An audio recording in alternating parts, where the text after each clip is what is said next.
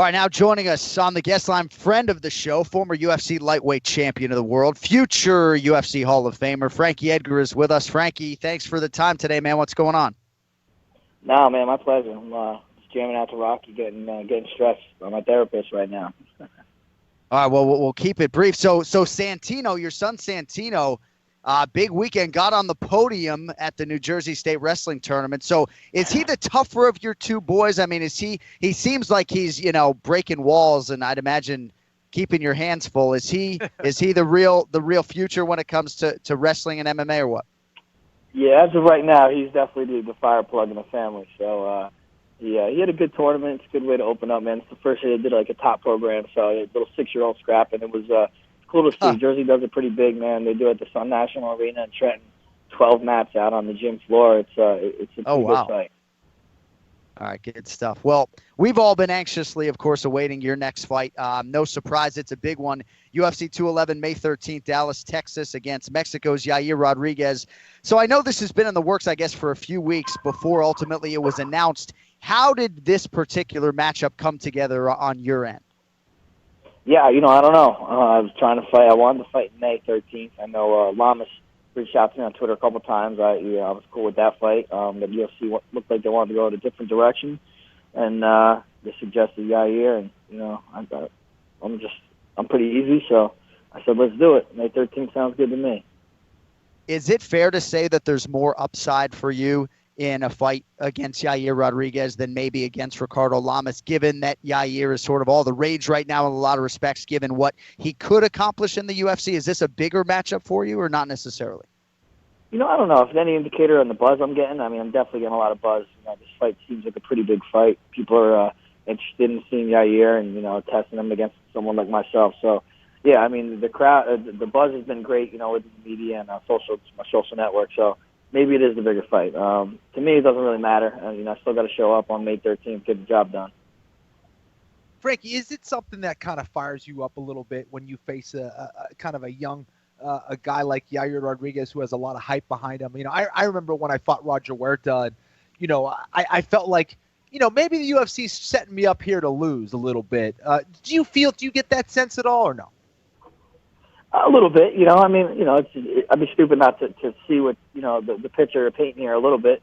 It's kind of, Yair's kind of in a win-win situation. I think he beats me. That's great for him. It's good for UFC to push a prospect, but, if he loses, he wasn't supposed to win kind of type situation. But for me, a lot's on the line, and, I can't treat it like anything different than any other fight. So that's how I'm going to try to approach it and just go out there, and he's an opponent that's dangerous that I got to prepare for. Frankie, I want to talk to you about your buddy Edson Barbosa's performance this weekend. First of all, he looked amazing, man. I know you train with him daily. Do you feel like this is a guy who can be the champion at 155 pounds? Because, I feel like maybe some of his hiccups through his career, perhaps it was mental. Maybe maybe he folded a little bit against Ferguson, or maybe got caught up in the moment. Do you think that's the case? And what did you think of his performance on Saturday night?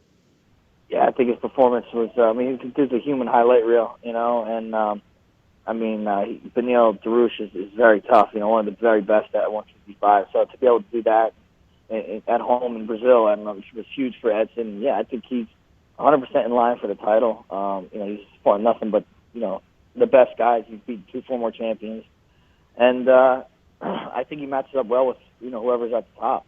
And you're right. I do think it's a confidence thing, and as he goes on, his confidence has gotten better. Him and Mark seem to really click, 100%, at the right time during fight week. And, I think it's just his time right now. Was Mark Henry back in time to train with you today or no? No, not yet, but he's hitting me up with some videos in Texas. But I'm sure we'll be back to it busy tomorrow. That Fortaleza jaunt is no joke. It was like my 21st trip to Brazil, but getting there is like you go past it and then you come back to it. But Mark's a good man. I'm sure he's survived worse. So 21 UFC fights for you, Frankie, if my math is right. You just passed the 10-year anniversary of the UFC debut, which was February 3rd, 2007. So physically, dude, like level with me. What feels the worst now compared to then? Unless you just really don't want to give Yair any added motivation, but or I should say added information. Like what feels bad compared to maybe that? I'm a little more sore during the week than I was when I was at 24 years old. But no, honestly, I just got this surgery, a groin surgery in January, and I feel better than I ever have in a long time, man. No nagging injuries. Ready to go, ready to get prepared for this fight. 35 years old, I guess, right now. So, I mean, do you think about the future? I mean, you have 3 kids, obviously. I know you're aligned with the UFC gym now. You have your commentating debut in Curitiba, Brazil this weekend, and we'll get to that in a little bit. But, if I was to put a betting line at even money on you fighting past 40, would you take the over or the under?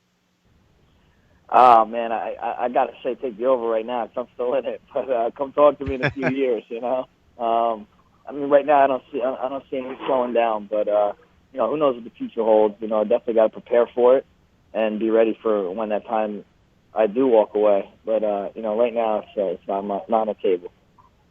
At this point, you've prepared for so many different challenges in the UFC that I would imagine a guy like Yair Rodriguez largely unphases you when it comes to the preparation. Who might be more helpful for this training camp than other camps, given stylistically what Yair brings to the table, and how different is the preparation given, his unorthodox style?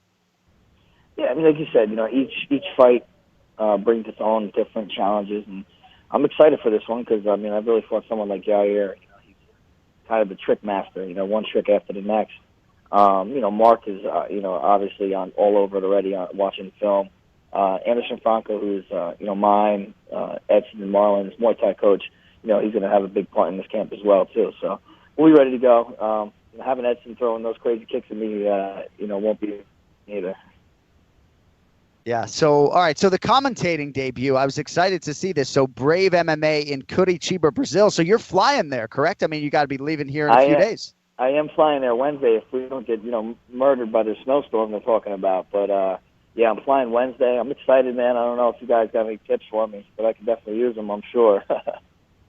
Oh, you'll be great, dude. I mean, what are you most nervous about? And maybe that's the wrong word, but when it comes to doing commentary and calling live fights, I mean, is it the preparation that's daunting? Is it the performance? I'd imagine when it comes to the performance, calling fights like you see them might be easier than sitting on a desk in some respects.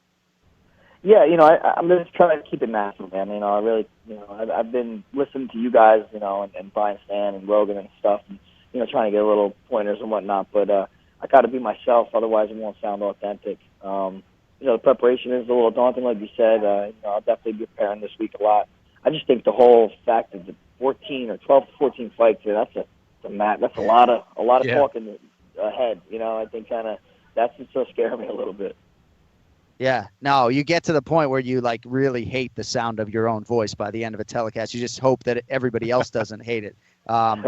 But I'd imagine too, some of the guys you're prepping for, there's not a ton out there. That's the thing. I mean, sometimes even guys, UFC newcomers, there's only so much out there. So, we wish you the best, man. That's exciting. Almost as exciting as this fight, man. I mean, when I first heard Frankie Edgar, Yair Rodriguez, May 13th, UFC 211. My twin brother's coming. He never comes to fights. He's coming because you're fighting Yair, so you can see it most likely on pay-per-view, May 13th, UFC 211. Appreciate the time, man. Say hi to your folks for us. Stay healthy. Safe trip to and from Brazil, and we look forward to seeing you there in Big D, man. Thank you for hopping on. Always a pleasure, guys. Good talking to you, and hope to see you soon. Thanks, Frankie. There he is, Frankie Edgar, with us on the Anik and Florian podcast, going to Curitiba this weekend. Dude, I miss you in Brazil, man. I mean, that shit is not easy. I don't have my Portuguese speaker. I'm your official translator. I just say com licença. And if that doesn't work, I say desculpe. And then I say sanitarios. Right? Oh, sanitarios. Yeah, bathroom. Yeah. Yep. So we got bathroom, excuse me, and I'm sorry, and thank you. And we're good to go. Exactly. All right, good stuff there from Frankie Edgar. I mean, dude, that fight against Yair Rodriguez, I know I texted you probably a couple of weeks ago. When word kind of leaked my way. I mean, that is good stuff. And I do think for Frankie, there's more upside there than a Lamas fight, with all due respect to Lamas, who is certainly no picnic. This is a huge, huge fight for both guys. No, big-time fight, man. Obviously, a lot of hype around Yair Rodriguez right now. We saw what he did against BJ Penn. This guy has been on an absolute tear. And he's a guy that's very difficult to prepare for because he's willing to try anything and everything. But Frankie's one of those guys who's probably seen everything out there. So I love this fight. Both these guys extremely game, important fight. That's a big one. I also feel like there was a lot of pressure on Frankie Edgar in that Jeremy Stevens fight. Not just the Madison Square Garden angle, the fact that he had lost that fight to Jose Aldo and was staring at a potential 2-fight losing streak that all but buries your championship hopes. That was a huge fight with a lot of pressure, and he certainly rose to the occasion that night when he wasn't even 100% healthy. So I'm excited to see what Frankie can do. I'm excited to see the betting line, as you might expect. So part of a huge show, obviously, coming up, UFC 211. Actually, I think 2 months from today in Dallas, Texas, May 13th.